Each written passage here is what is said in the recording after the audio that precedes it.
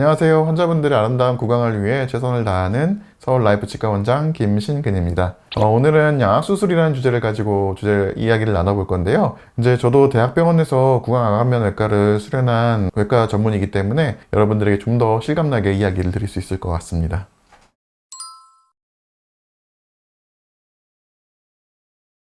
양악수술이라고 많이 알려져 있어서 그렇게 많이 흔히 부르곤 하지만요, 정확하게는 투조 서저리, 오르소네틱 서저리라고 얘기를 하고요, 교정과 연관돼서 치아 배열을 맞추기 위해 한 수술을 통합해서 부르는 수술입니다. 양악이라는 것은 위턱, 아래턱을 다 수술했을 때 양악수술이라고 하고요, 한쪽만 했을 때는 편악수술이라고도 표현하곤 합니다.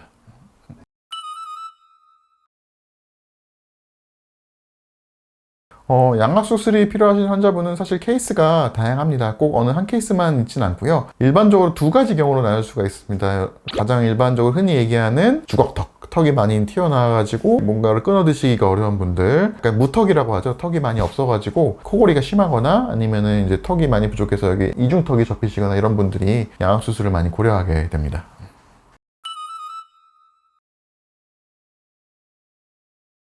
가장 많이 쓰는 부정교합의 분류는 이제 앵글 분류라고 할 수가 있겠는데요. 이제 1급 부정교합의 경우에는 특별하게 골격적인 문제가 없이 치열에만 이상이 있는 경우를 말하고요. 2급 부정교합의 경우, 아까 말씀드린 그냥 무턱 같은 경우, 윗니가 아랫니에 비해서 많이 나와 있는 경우를 말하고요. 반대로 3급 부정교합의 경우에는 아래턱이 많이 나와서 주걱턱이라 불리는 케이스라고 할 수가 있겠습니다. 1급 부정교합은 대부분 치열의 문제이기 때문에 교정만으로 해결하는 경우가 많습니다. 그리고 조금 필요하더라도 발치를 통해서 웬만하면 배열을 맞출 수가 있고요. 2급 부정교합의 경우에는 하악의 돌출량이 얼마나 부족하냐에 따라서 치료법이 조금 달라지곤 합니다. 기본적으로는 아래턱을 빼내는 것이 상당히 힘든 부분이기 때문에 아주 어렸을 때 1차 교정을 통해서 아래턱을 이제 조금 빼는 걸 도와주는 시술을 하지 않은 이상 대부분의 경우 수술을 많이 동반하게 된다고 할 수가 있겠고요. 아래턱을 최대한 이제 미니스크를 통해서 앞으로 치아를 빼주는 방향으로 치료하고 있습니다. 이제 3급 부정교합의 경우에는 교정으로 치료하는 경우도 있고 수술을 동반하게 되는 경우도 있습니다. 아래턱에 이제 돌출이 약간 미약한 경우에는 가능한 이제 아래 치아를 안쪽으로 모아들고 위에 치아를 이렇게 벌리면서 정상적인 교합 관계를 이루게 하는 치료 방법이 있고요. 그런 경우에는 심미적인 개선은 이루기가 조금 어렵기 때문에 그런 개선까지 원할 경우에는 수술을 동반하고 있습니다.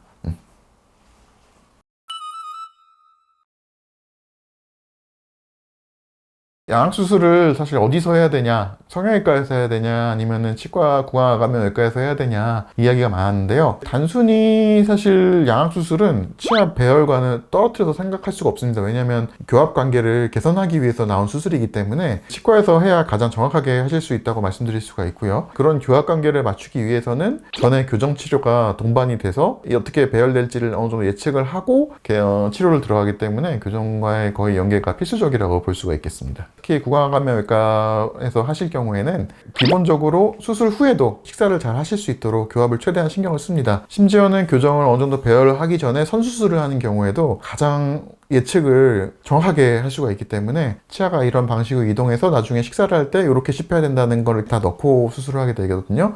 수술 후에도 일상생활로 복귀하는 데 있어서 가장 빠른 경우가 구강암면외과에서 수술하시는 경우라고 할 수 있습니다.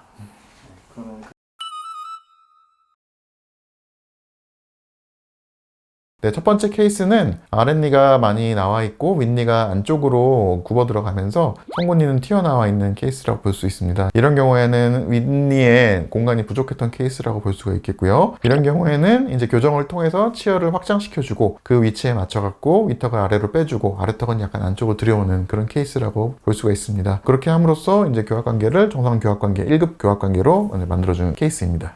이제 이 사진에서 보이는 케이스는 부정교합도 부정교합인데 개방교합이라고 해가지고 앞니와 아랫니 사이가 많이 벌어져 있는 경우입니다. 이런 경우를 사실 교정하기가 굉장히 까다로운 케이스라고 할 수가 있겠고요. 이런 경우에는 보통 어금니 배열을 정상 배열로 맞춰놓은 후에 위턱 부분에 부분적으로 절기를 해서 아래쪽으로 맞추고 아래턱을 그거에 맞춰서 맞춰주는 부분 수술로도 하는 경우가 있겠다고 볼 수가 있겠습니다.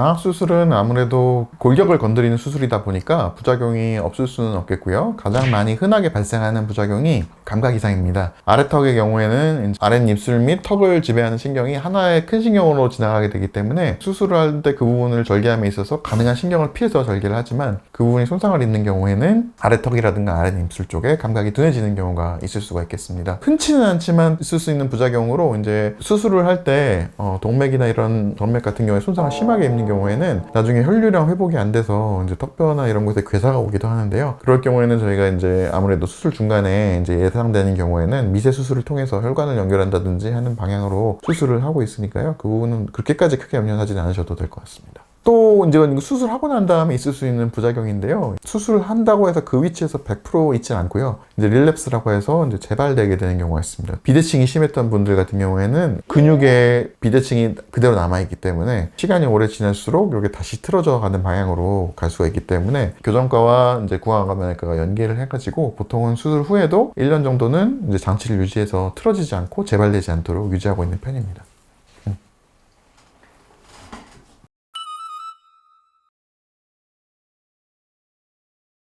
특히나 아래 턱을 수술하는 방식은 보통 크게 두 가지가 있습니다. 그 턱의 몸통 부분 쪽을 자르는 BSS로 술식이 있겠고요. IVR로라고 해가지고 턱관절 앞쪽으로 절개해서 뒤로 넣는 술식이 있겠습니다. 어떤 술식이 딱 더 낫다 이렇게 얘기 드리기는 힘들고요. 기본적으로는 턱의 관계를 생각했을 때는 IVR로가 조금 더 유리하다고 얘기를 하고 있고 BSSR로는 삭제량을 충분히 확보할 수가 있기 때문에 턱을 많이 넣는데 조금 더 유리하다고 할 수 있겠고요. 이러한 IVR로는 연세대학교 쪽에서 많이 수술을 하고 있고 BSSR로는 서울대라든가 다른 학교들에서도 많이 수술하고 있습니다.